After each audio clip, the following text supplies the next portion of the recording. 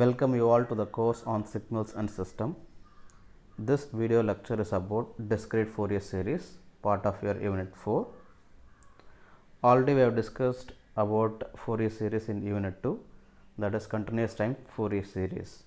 To do the analysis of continuous time periodic signals, we have used continuous time Fourier series. Similarly, to do the analysis of discrete time periodic signal, we are going for discrete Fourier series. This discrete Fourier series applicable only for periodic signal. Aperiodic signals cannot be analyzed. That too, aperiodic discrete signals cannot be analyzed by using this DFS. Okay. So the discrete Fourier series pair is given by x of n is equal to, that is x of n is nothing but any discrete periodic signal can be expressed as summation k is equal to 0 to n naught minus 1 d suffix k e power j k omega naught into n, okay, where n naught represents periodicity and dk represents Fourier series coefficient and n represents your time interval. Okay, so your k represents notation for your Fourier series. Okay, so then the Fourier series coefficient dk is given by 1 divided by n naught summation n is equal to 0 to n naught minus 1 x of n e to the power of minus j k omega naught into n. Okay, these two formulas are called as discrete Fourier series pair of equation.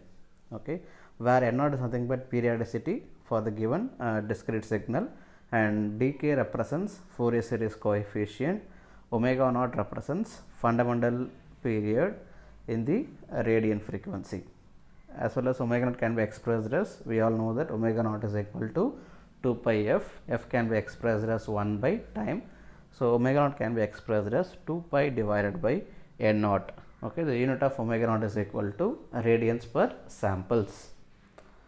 Now okay, so Fourier series coefficients dk can be expressed as magnitude of dk e power j angle of dk.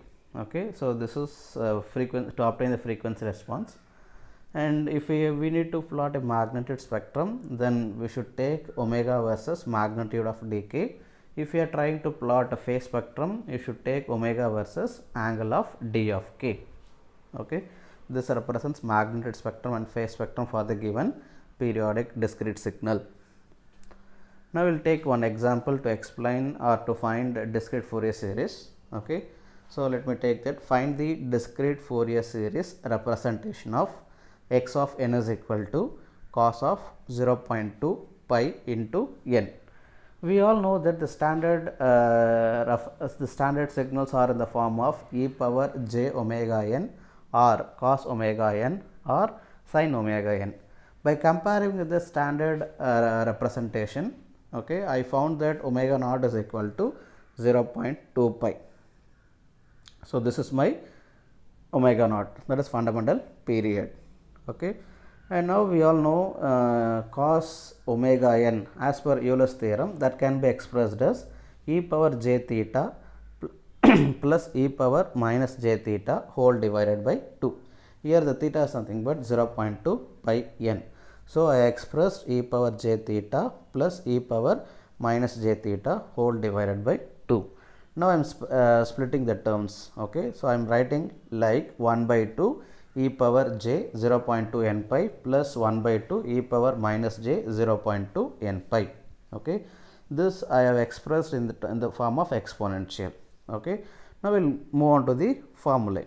So what is the discrete Fourier series formula saying? So x of n is equal to summation dk e power j k omega naught into n. Okay, now we know the fundamental period omega naught is equal to 0.2 pi, that you can substitute here. So the equation may becomes summation dk e power j k 0.2 pi n. Okay, now you can consider equation 1 and equation 2. Okay, here we are having e power j 0.2 n pi. Okay, now if I take any value for k, or for which value of k I will get 0.2 n pi, in the sense if I consider k is equal to 1, so I may get e power j 0.2 n pi. Okay, I will get 0.2 n pi, which means that whenever I am considering k is equal to 1, by comparing the equation 1 and 2, I am getting the Fourier series coefficient d1 as a 1 by 2. Okay, now to get e power minus j 0.2 n pi, now we have to assume some value for k to get this term. Okay, now once again go back to your Fourier series formula. Now assume some value for k to get e power minus j 0.2 n pi. Okay, now only if I assume k is equal to minus 1, okay, I may get e power minus j 0.2 pi 1. It means that Fourier series coefficient d minus 1 is equal to 1 by 2.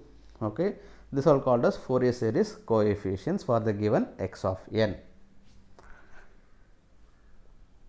Okay, so let me take the second problem for better clarification. So once again I have taken some x of n, that is a periodic signal. So sine 0.1 n pi. Okay, once again by comparing with the standard reference signals, we all know that omega naught is equal to 0.1 pi. And now as per Euler's theorem, sin theta can be expressed as e power j theta minus e power minus j theta divided by 2j, where j is a complex notation. So now you can segregate the terms similar like your previous problem. Then I got 1 by 2j e to the power of j 0.1 n pi minus 1 by 2j e to the power of minus j 0.1 n pi. Now go for your Fourier series formula. So Fourier series formula states that summation dk e to the power of j k omega naught into n. Now substitute the value of omega naught. Okay. Now compare the equation 1 and 2. Now in the equation 1 I am having e power j 0.1 n pi. Okay. Now here I am having e power j k 0.1 n pi, for which value of k I may get e power j 0.1 pi n, in the sense only if I assume k is equal to 1 I will get that value. Okay.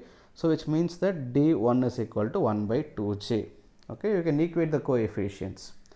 Okay, so d1 is equal to 1 by 2j. Similarly, you can assume k is equal to minus 1.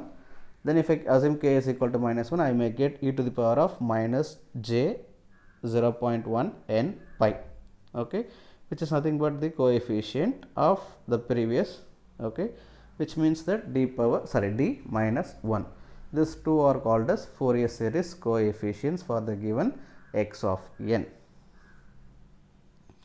Okay, you can take some practice questions. You can practice these 3 questions by your own. So the first one is x of n is equal to cos of 0.4 n pi. It is very similar like your first problem. You can first assume omega naught. Now express cos in terms of e power, that is exponential, and you can compare with the Fourier series formula. And the second one is x of n is equal to sin square n pi by 6. Okay, here I given sin square. Now you cannot express sin square in terms of exponential. Now you can apply some trigonometric formulae. So sin square theta is equal to 1 minus cos 2 theta divided by 2. Okay, 1 minus cos 2 theta divided by 2. Now you can apply this formula. So now you can take 1 by 2 separately and minus cos 2 theta by 2 separately. For cos 2 theta you can apply Euler's theorem. So once again e power j theta plus e power minus j theta by 2. Now compare with your standard discrete Fourier series formulae, and then you can write the coefficients. You may get d1, d2, d3, or d minus 1, d minus 2, d minus 3, depends on number of terms.